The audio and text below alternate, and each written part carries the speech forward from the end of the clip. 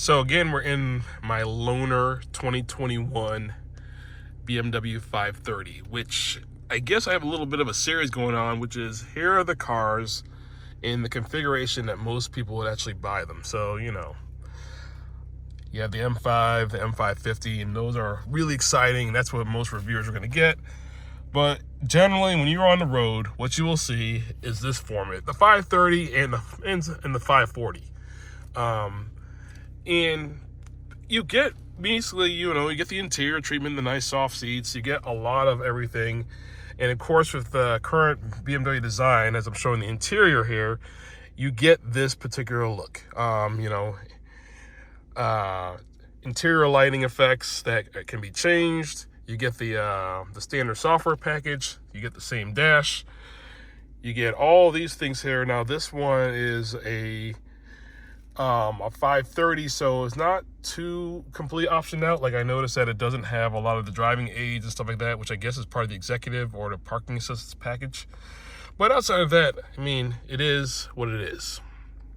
Hey everybody, welcome back to Don't Be Curt. So today we are taking a look at my loaner BMW 530i. It's a 2021 model year. So I figure, as I'm driving these different cars, I would start reviewing the cars that are configured in a way that most people buy them. And I'm probably going to repeat that theme over and over in this video. But anyhow, this is the BMW 530 in its regular trim. So there's no M Sport package on here. This is how they typically look.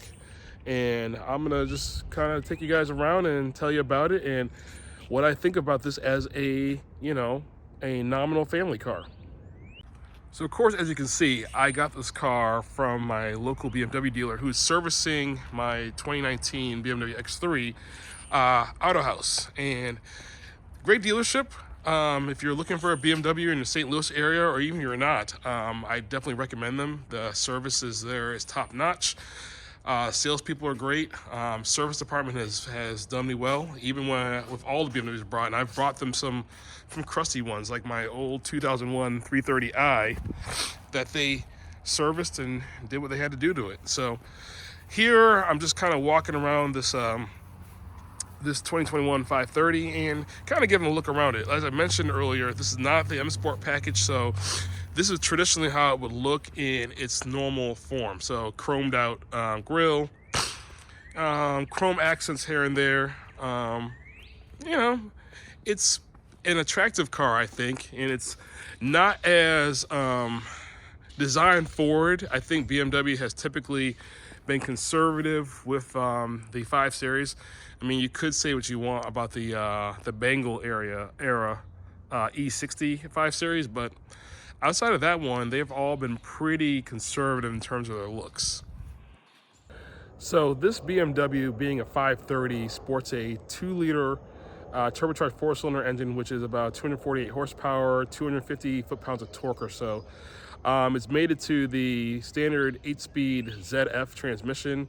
And in this particular form, I didn't mention, it's also xDrive. So in this area, St. Louis, most BMW C will be of that form, because in wintertime we do get some inclement weather. And, most folks get the xDrive because they want to say they're driving in the snow or whatever. Although around here, everything gets shut down anytime we have snow, so whatever. But the car in driving is going to drive pretty well. And I'm saying this as if I haven't driven the car, but in terms of my feels for any type of car, the idea is, can it get out of its way? Like, if you're on the highway, you need to pass somebody aggressively, which maybe most people should be driving more defensively, but I don't. It will do it, it will get out of its way. It's pretty snappy as far as it can be. Clearly it's not the 540 or the M550 or any M5, but it's also not really a slouch with the engine that it has in there. And we'll experience that here in a second when we get on the road.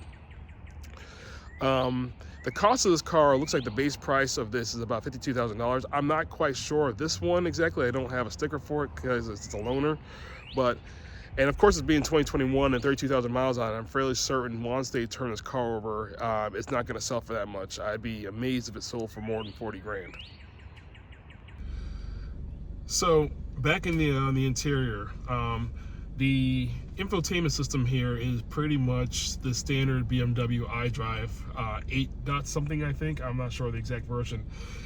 It functions as you've seen the last 4 years or so, or I guess 5 years, 2018 or so is I think the first time I've seen this kind of iteration of it, and it's been morphed over the years.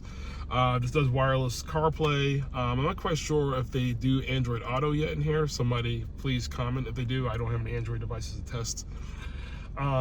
Also, this does feature the Harman Kardon audio system, so I guess that's one of the options that are in here. Sounds good.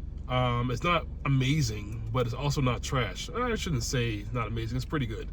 I'm quite sensitive to that because there are some cars that come with trash stock stereos, and especially in today's era where everything is so built into this, you can't change it very easily. So, you know, I really recommend folks, when you're buying a car, if you care about your stereo and how you listen, do option for the better platform, because it's a pain in the rear to change it and a costly adventure.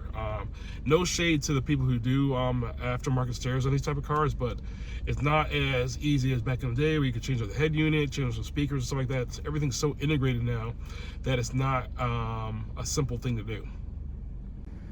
Now, looking at the closer look at the dashboard again, once again, you know, on all the BMWs with this particular platform, you can change your drive mode. So right now we're in comfort mode, and you can see kind of what it gives you by default. You know, you get your tach, speedometer, and stuff like that. And this car, I haven't gone through the menus, but it appears to be red, seems to be the theme color here. You go to sport mode, you are then greeted with you know, a foot-pound and horsepower meter and some other jazziness, and car does behave noticeably different, tightens up in this mode. And Eco Pro. So Eco Pro has always been the one where I'm not quite sure what it's trying to explain to me. I mean, I guess it's miles per gallon, but on some of them it's talking about power and stuff like that, and there's nothing hybrid about this car, so not quite sure. But as you can see, those are the 3 modes. So the seats in this car are very plush. I'm not sure if this is their genuine leather or is this their Sensitech material in this car. Again, I don't have the option seat, but they're soft but yet firm. I don't know, like, you know, right here, like when you're sitting in them, the middle is it's a nice soft feel to the materials used here, but I don't feel like I'm sinking in. I feel like I'm properly supported. So I've always enjoyed seats in BMWs. I might be biased because, as you guys have seen so far, I have a lot of BMWs, but I do enjoy the seating materials that they use. From a space point perspective, again, I'm only 5'10", so this car seems roomy to me. Your miles might vary if you're like a 6'7" Jake, as you've seen in my Ultimate owning friend. And now in the back seat. So again, the front seat is configured to me as a driver, and you can see at 5'10", there's plenty of room here. I also believe that if there was a third person sitting in this middle seat, it's not too bad. And it's not bad, it's a good room. And I'm gonna flip the camera here. Let me flip the camera here. So there's no real heating controls. I know on a higher option, 5 series or so, the passengers do get an ability to change their temperature, but you do have 2 USB-C ports plus a standard 12-volt plug. So that, you know, it's not bad if you got some kids and they need to plug their Nintendo Switches in, or whatever device they might have, or an adult with a Nintendo Switch, or your phone, you got plenty of power. Also, if you're just riding with 4 people, there are cup holders for the people in the back. So flip this down and you have an armrest, cup holder, and that's about it back here. I'm not going to do a cold start test on this. It is a 4-cylinder car, direct injection. It doesn't sound that great from the outside. It sounds decent on the inside.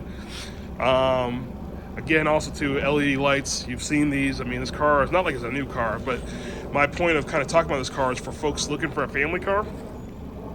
I suggest it. I think for a mid-level luxury sedan that's gonna, you know, age well, because hey, I know you guys love to hate on BMWs, but so far they've been knocking out of the park in the last few years on their reliability ratings.